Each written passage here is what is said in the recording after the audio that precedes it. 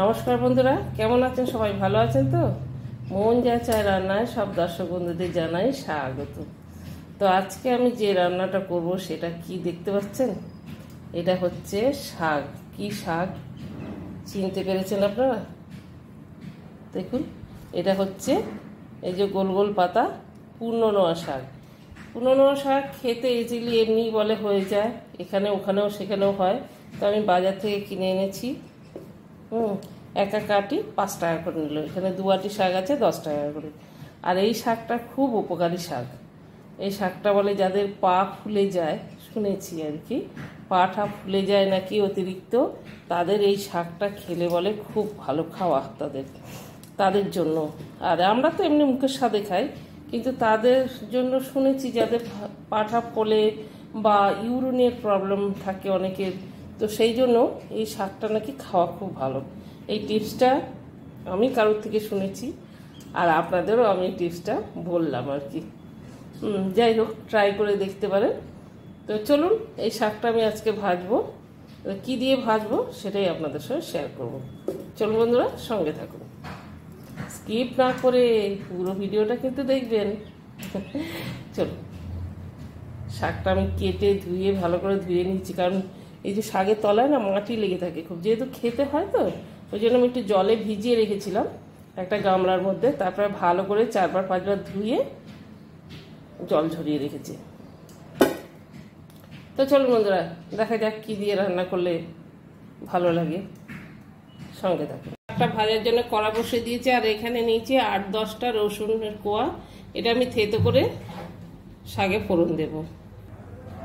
সর্ষের তেল দিয়ে দিলাম,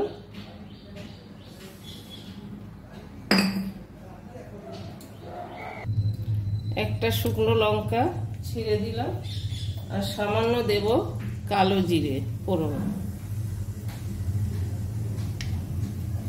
আর দিয়ে দেবো রসুনটা। এই রসুন কটা আমি থেতো করে দিচ্ছি।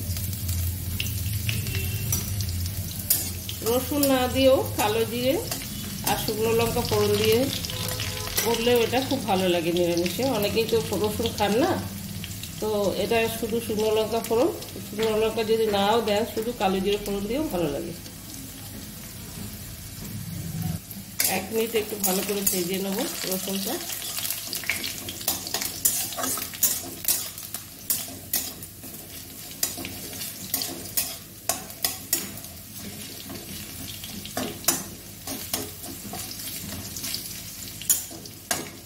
ভাজা হয়ে গেছে, শাকগুলো ছেড়ে দেবো।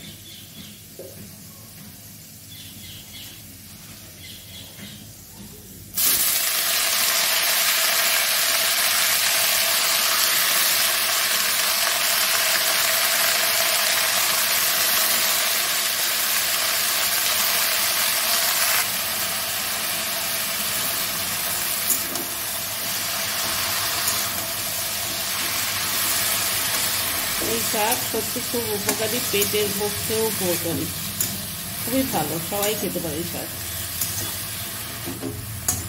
পূর্ণলতা শাক, আর বলে পূর্ণনোয়া শাক, কি বলে।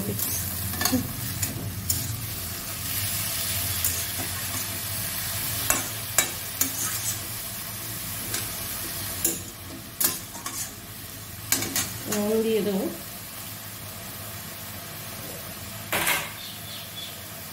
নুনটা একটু বুঝে শুনে দেবে, কারণ নুনটা ভীষণ মজে গেলে একটুখানি হয়ে যাবে, তো ওই জন্য নুনটা একটু বুঝে শুনে দেবে।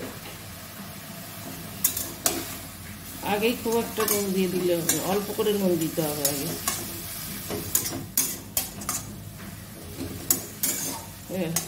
এই যে কত জল উঠেছে, আমি এত জল ঝরিয়ে রেখেছি, তাও দেখছে কত জল উঠেছে। চাপা দেবো না, চাপা দিলে কি হবে, একদম খ্যাট হয়ে যাবে, ওই জন্য চাপাটা দেবো না। আমি শুধু রসুন ফোড়ন দিয়ে করলাম। তো বন্ধুরা, আপনারা যদি চান তাহলে পেঁয়াজ রসুন দুটোই ফোড়ন দিয়ে করতে পারেন, পেঁয়াজেও ভালো লাগে শাকটা, বা শুধু পেঁয়াজ ফোড়ন দিয়েও করা যায়। শাকটা অনেক রকম ভাবেই করা যায়।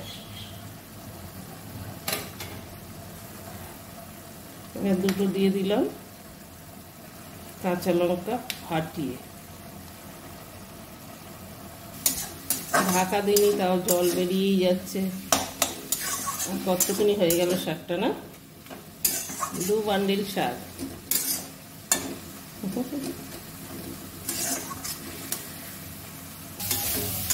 হয়ে গেছে শাক ভাজা। বেশি খটখটে করলে ভালো লাগবে না, একটু ভিজে ভিজে থাকবে। আপনারা চাইলে আর একটু শুকনো করতে পারেন, আর নাহলে একটু ঝোলঝোলও করতে পারেন। জাস্ট নোটে শাক, পাট শাক এইভাবে ভাজা। চলো বন্ধুরা, হয়ে গেছে, তাহলে সার্ভ করে দিই। চলো শাক ভাজা। তো বন্ধুরা, কেমন লাগলো আমার এই শাকের রেসিপিটা? সবাই বুঝেই গেছেন যেটা কি শাক। যদি ভালো লেগে থাকে তাহলে একটা লাইক আর কমেন্ট অবশ্যই করবেন। আর যদি আরেকটু ভালো লেগে থাকে তাহলে যারা যারা আমার চ্যানেলে নতুন বন্ধুরা আছেন তারা প্লিজ সাবস্ক্রাইব করে দেবেন। অনুরোধ রইল, সাবস্ক্রাইব করবেন। আর সবাই সুস্থ থাকবেন, ভালো থাকবেন। তো দেখা হবে আবার নেক্সট ভিডিও। এইভাবে আপনারা নতুন নতুন রেসিপি বানান। শাক নতুন না, শাক পুরনো, কিন্তু নানান রকম শাক হচ্ছে নতুন, রেসিপি পুরনো, নতুন নতুন শাক। গরম ভাত দিয়ে খেতে খুব ভালো লাগবে, খাওয়া উপকার। যাই হোক, এইভাবে আমার সমস্ত ভিডিওগুলো আপনারা দেখতে থাকুন।